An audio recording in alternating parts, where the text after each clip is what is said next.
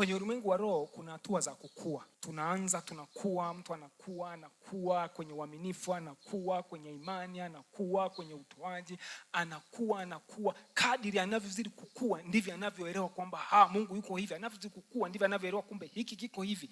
Na ndivyo hata swala zima la utoaji linavyotawaliwa katika ulimwengu wa roho.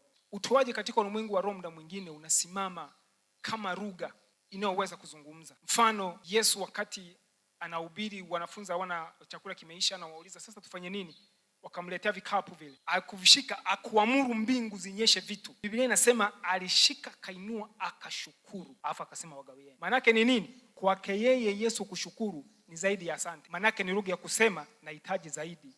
Umenisikia mtu wa Mungu? Kwa maana unagundua kwamba siri aliyokuwa anaijua yeye wengine tulikuwa tujui. Ungeniambia mimi aidha ningesema tufanyeje, lakini alijua the language. If I speak to my God, this will happen. Kwa hiyo aliemploy sheria ambayo alikuwa anaijua wewe. Kwa hiyo kumbe tunapotoa muda mwingine, unaona tunatoa sadaka ya shukrani, ni sheria mtu anaitumia kuweza kuconclude baadhi ya vitu kwenye maisha yake. Na ndio maana ni hatari kuiba sadaka kanisani. Kwa sababu ni sadaka peke yake inaweza ikavaa mwili wa aina wa kitu kingine. Kwa sababu sadaka ina tabia, ukipanda ikiwa ni mbegu, ina tabia ya kubeba kitu ikaja nacho. Ndio maana Yesu mwenyewe akawa na sadaka, akafa, kazikwa, akafufuka. Kwamba alipozama, alipoinuka alikuwa na mwili mwingine. The same, unatoa muda mwingine inakuwa ni mbegu, lazima ife. Ikifufuka sio ile ile. Kwa hiyo mtu anaweza akachukua sadaka akanenena kwamba naweka hela, lakini kinachokuja kuzaliwa ni watoto ndani ya tumbo. Ukibeba ile hela unaondoka na utasa. Ni siri kubwa sana ambayo unatakiwa ujue. Sio kutoa kimazoea.